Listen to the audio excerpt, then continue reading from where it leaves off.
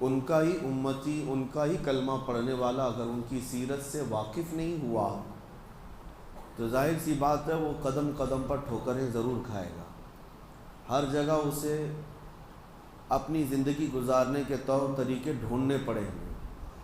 لیکن کاش مسلمان کو اپنے نبی پاک صلی اللہ تعالیٰ علیہ وسلم کے زندگی پاک کے طور طریقے معلوم ہو جائیں تو گویا کہ اس کی زندگی پوری روشن ہوگی، اور اسے کہاں قدم رکھنا ہے کہاں نہیں رکھنا ہے یہ خود بخود پتہ چلے. اسی لیے دوسروں کی ہسٹری اور دوسروں کی تاریخ معلوم کرنا تو آپ کے لیے واجب نہیں، لیکن رسول اللہ کی زندگی معلوم کرنا ہر مسلمان پر ضروری ہے. اللہ نے قرآن میں فرمایا ہے کہ ان کی زندگی تمہارے لیے آئیڈیل ہے، تمہارے لیے نمونہ ہے. تو لہٰذا ہم تھوڑی تھوڑی سی ہی بات صحیح حضور پاک صلی اللہ تعالیٰ علیہ وسلم کی سیرت کے کچھ گوشے ملاحظہ کریں گے، لیکن سیرت مصطفیٰ صلی اللہ تعالیٰ علیہ وسلم پڑھنے کے آداب بھی ہیں، سننے کے آداب بھی ہیں. فرمایا گیا کہ اس کو کہانیوں کی طرح نہ بیان کیا جائے نہ کہانیوں کی طرح سنا جائے. حضور کی سیرت بیان کرنا بھی عبادت ہے اور سننا بھی عبادت ہے.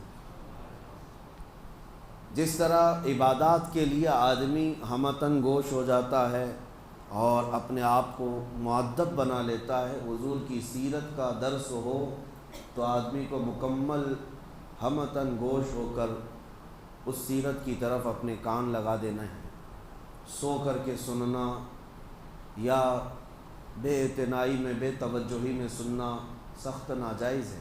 سیرت مصطفیٰ کی بات کر رہا ہوں. سب سے پہلے جو بھی کتاب آپ اٹھائیں گے حضور پاک صلی اللہ علیہ وسلم کی سیرت کی، اس میں سب سے پہلے آداب لکھے ہوں گے کہ سیرت پڑھنے والا ہمیشہ وضو کے حالت میں حضور کی سیرت پڑھا کرے.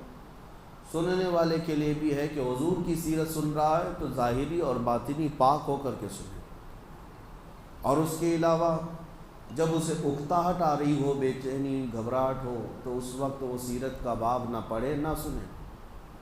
یعنی جیسے نیند آ رہی ہو، جمائیاں لے رہا ہو اور ایک ہاتھ سے سیرت مصطفیٰ کی کتاب پڑھ رہا ہو، یہ سخت بے ادبی قرار دی گئی. ایسے وقت میں نہیں بلکہ مکمل ہوش و حواس کے ساتھ اور حضوری قلب کے ساتھ، دل کی حاضری کے ساتھ سیرت مصطفیٰ کو پڑھے اور سنے، کیونکہ یہ عبادت ہے. اور اس میں غنودگی آنا، نیند کا آنا، بے توجہی ہونا، یہ نبی پاک صلی اللہ تعالیٰ علیہ وسلم کی محفل کی بے ادبی ہے. جب وہ بندہ ذہنی طور پر حاضر ہی نہ ہو تو وہ حضور پاک صلی اللہ علیہ وسلم کی سیرت کو کیا محسوس کر سکے گا. اور دوسری بات آداب میں یہ بیان کیا گیا ہے، جب رسول کریم صلی اللہ تعالیٰ علیہ وسلم کی سیرت بیان ہو یا تم کتاب میں پڑھ رہے ہو یا کہیں سن رہے ہو تو مکمل اپنے ہوش و حواس کو یوں حاضر رکھو جیسے کہ تم خود رسول اللہ کو دیکھ رہے ہو. نبی پاک صلی اللہ تعالیٰ علیہ وسلم کو دیکھنے کے تصور کے ساتھ پھر سیرت پڑھے. اسی لیے سیرت کے کئی گوشے ہیں. سیرت جو ہے کس کو کہا جاتا ہے؟ زندگی کے پورے طور طریقے جو بھی ہیں ان سب کے مجموعے کا نام سیرت ہے.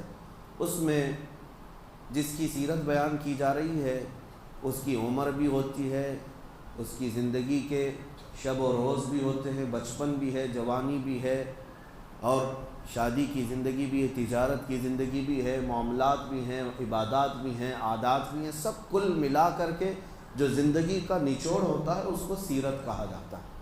تو ہم نبی پاک صلی اللہ علیہ وسلم کی سیرت کو کئی گوشوں میں تقسیم کرتے ہیں. سب سے پہلے نبی پاک صلی اللہ تعالیٰ علیہ وسلم کی پیدا ہونے سے پہلے کے حالات کیا تھے یہ بھی جاننا ضروری ہے. کس علاقے میں آپ کی پیدائش ہوئی یہ بھی جاننا ضروری ہے.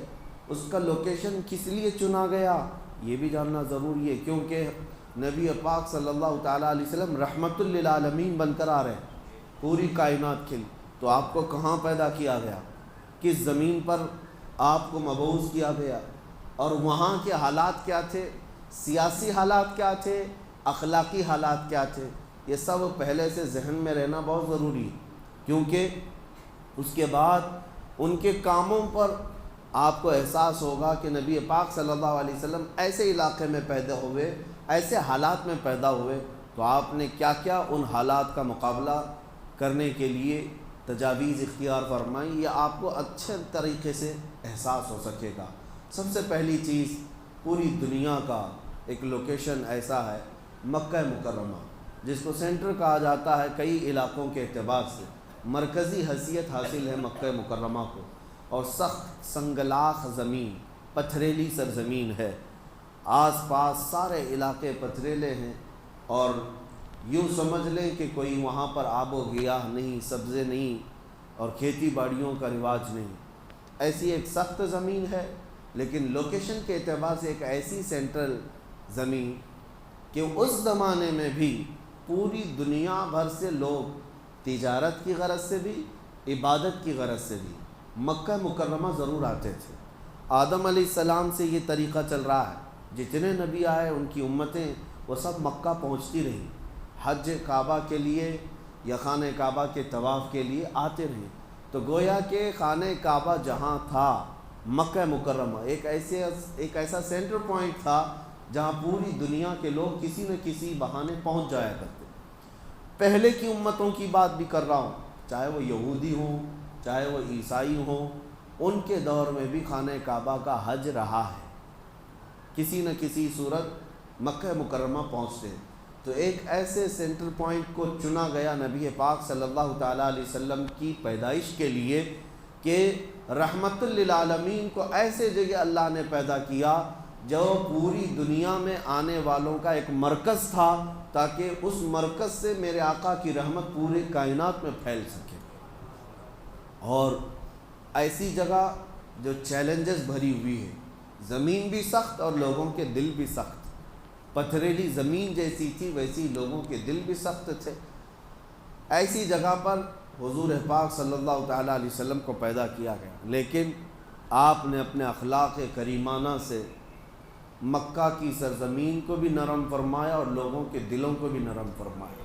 40 سالہ میرے آقا کی زندگی شاہد ہے کہ مکہ والوں کے دل جیت لیے۔ ایک بھی مکہ میں ایسا شخص نہیں تھا جو رسول کریم صلی اللہ علیہ وسلم کی طرف انگلی اٹھا کر کہتا کہ ان کے اخلاق میں یہ کمی ہے، ایک بھی شخص نہیں تھا۔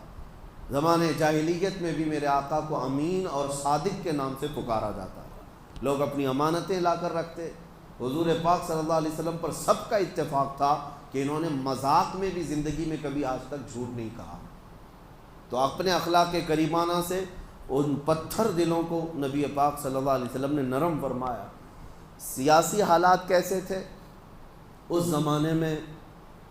عربوں کے درمیان کوئی حکمرانی نہیں تھی، چھوٹے چھوٹے علاقے جہاں جہاں جس کی سرداری تھی وہ علاقے کو قبضہ کر کے حکومت کرتا، اور ایک طرف پرشین ایمپائر جس کو فارس کہا جاتا تھا اس وقت، آج کا وہ ایران ہے، وہاں ایک حکومت جاری تھی کسرا کی، اور ایک طرف رومن ایمپائر جس کو آج روم کہیں، یونان کہیں، اور اس زمانے میں وہاں کا جو بادشاہ ہوتا اس کو قیصر کہا جاتا۔ یہ دو سپر پاور طاقتیں تھیں جو پوری دنیا قبضہ کرنے کے لیے آپس میں لڑتی بھی رہتی تھی۔ اور عرب لوگ کس کے حمایتی تھے؟ آدھے رومن ایمپائر کے اور آدھے پرشین ایمپائر کے، یعنی کچھ کسرا کی حکومت کو مانتے اور کچھ قیصر کی حکومت کو مانتے۔ دونوں میں فرق یہ تھا، قیصر جو ہے وہ رومن ایمپائر جس کو میں کہہ رہا ہوں یہ عیسائی تھے، ان کے ہاں غلبہ عیسائیوں کا تھا، اور جو پرشین ایمپائر تھے یہ آگ کے پجاری تھے، نہ یہ عیسائی تھے نہ یہودی تھے، یہ اہل کتاب میں سے نہیں تھے، یہ آگ کے پجاری تھے، مشرکین کی جماعت تھی۔ تو ایک کھڑے مشرک اور ایک جو ہے اہل کتاب عیسائیوں کی، دو بڑی طاقتیں دنیا میں اس وقت حکومت کر رہی تھیں۔ تو عرب کے جو اکثر لوگ تھے وہ کسرا کی طرف جھکے ہوئے تھے، کیونکہ ان کے بھی ہاں بتوں کا رواج زیادہ تھا، یہ بھی اہل کتاب میں سے نہیں تھے، اور یہ کسرا کی طرف زیادہ جھکے ہوئے تھے۔ اب نبی پاک صلی اللہ تعالیٰ علیہ وسلم کی ولادت کے بعد یہ سیاسی حالات میں بتا رہا ہوں، اور بھی کئی حالات تجارت کے کیسے تھے۔ مکہ ایک سینٹر پوائنٹ تھا لوگوں کی تجارت کا بھی، اور لوگ ہر سال حج کے موسم میں ہر جگہ سے وہاں پر جمع بھی ہوتے تھے۔